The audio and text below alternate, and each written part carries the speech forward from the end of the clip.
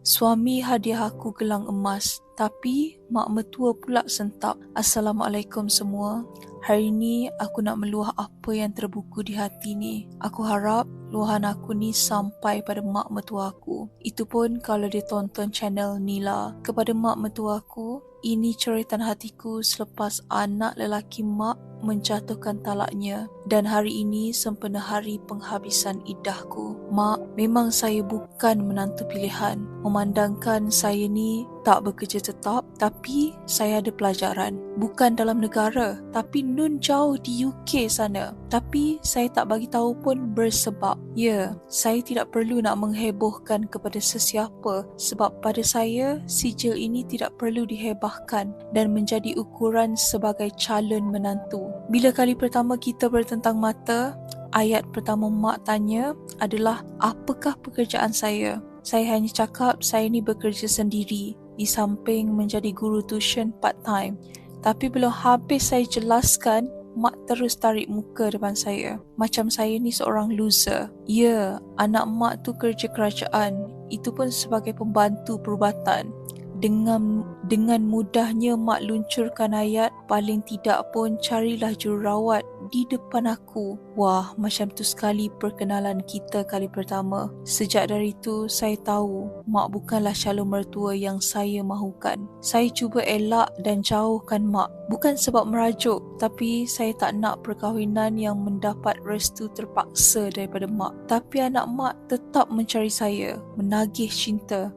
Sampaikan ada sekali tu sampai masuk hospital akibat depresi sebab saya menolak nak berkahwin dengannya. Akhirnya, setelah saya buat istikharah, memohon petunjuk, saya yakin yang dia memang jodoh saya. So, saya terima dia dengan harapan satu hari nanti mak juga akan terima saya seadanya. Saya tahu dia anak mak, tapi sejujurnya saya lebih kenal perangai dia dari maknya sendiri. Yelah, kami kan pasangan hidup yang berkongsi semua cerita suka dan duka. Mak kata anak mak ni kerja kuat, pendapatan stabil. Tapi mak tahu ke pusat tuition yang saya kerja part time tu sebenarnya milik saya. Kereta yang bawa mak keluar jalan-jalan tu sebenarnya kereta saya. Tu semua hasil pekerjaan saya. Cuma saya tak nak claim sebab saya masih jaga maruah suami. Tapi kenapa sampai kami dah berumah tangga pun asyik nak ungkit pasal hal kerja government? Kenapa saya tak kerja government? Berdosa ke tak kerja government ni? Mak ingat semua orang kat dunia ni berharap pada kerja government saja ke? Setiap kali datang rumah kami, ada je benda yang tak kena di mata mak. Semua benda yang saya buat, mak akan sakit hati. Nak renovate rumah pun dikatakan tak bersyukur. Bila saya masak, mak tak makan. Kononnya masakan saya ni tak sesuai dengan kesihatan mak. Baru 5 bulan kahwin, mak dah buat cerita. Kata saya ni mandul. Habis semua ipar duai mengata saya dekat belakang. Saya tahu semua tu. Cuma saya masih bersabar dengan mak. Bila kami ada kerja dan tak boleh balik kampung, mak kata kami ni derhaka dan macam-macam lagi kata-kata kesat yang keluar daripada mulut mak. Of course saya sedar mak hanya nak menyerang saya. Saya pernah gugur kandungan sebab stres dengan sikap mak. Ya, sebab mak, tapi saya pendam seorang diri. Saya ni tak suka nak bermusuhan. Saya jadi tertekan dan sering bertanya, di manakah salah saya? Lama-lama saya jadi depresi sendiri. Saya tetap berjuang nak menjaga hati dan maruah semua orang. Lebih-lebih lagi suami saya. Setiap bulan duit belanja RM700 yang suami hulu pada mak tu datangnya daripada mana? Mak tahu tak berapa gaji pembantu perubatan kerja government tu? Saya tak suka nak ungkit, tapi bila mengenangkan sikap mak yang macam tu, saya jadi geram. Ada sekali tu, suami hadiahkan saya seutas gelang emas. Mak sampai merajuk sebulan.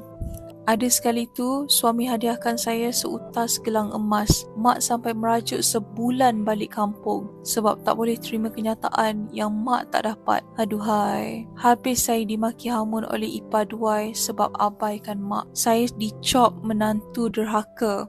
Walaupun pada hakikatnya saya hanya terima hadiah pemberian suami. 8 bulan hasil perkahwinan sudah cukup rasanya mak terbeban dengan kehadiran saya. So, saya memohon penceraian dengan suami sebab saya tak sanggup lagi tengok ibu dan anak bersengketa semata-mata sebab saya. Saya tak berdendam atau bergaduh dengan suami. Saya cuma tak nak dia tersepit antara isteri dan ibu yang melahirkan dia. Saya tak sampai hati nak tengok mak pulaukan suami semata-mata kerana gelang emas. emas. Yang saya terkilan bila proses penceraian berjalan, mak datang ke mahkamah semata-mata nak dapatkan hak rumah kami berdua. Lepas tu, barulah terbongkar semua. Segala harta benda, rumah dan kereta adalah milik saya mutlak. Ya, semua atas nama saya. Sebab saya beli semua sebelum kami berdua kahwin. Tiada harta sepencarian dengan suami.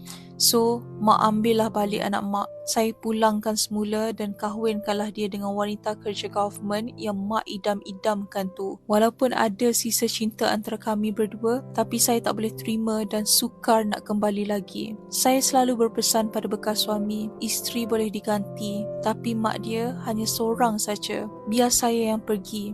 Sebab saya masih ada hati yang ingin saya jaga. Buat Razif, 8 bulan menjadi isterimu adalah kenangan terindah sepanjang hidupku. Ketahuilah yang bekas isterimu ini redha di atas segalanya. Bahagialah dirimu dengan kunci syurgamu dan doaku takkan pernah terputus hingga akhir hayatku. Buat semua pendengar, jadikanlah cerita saya ini sebagai pengajaran. Sekiranya bakal mertua tidak berkenan, janganlah teruskan hubungan tu.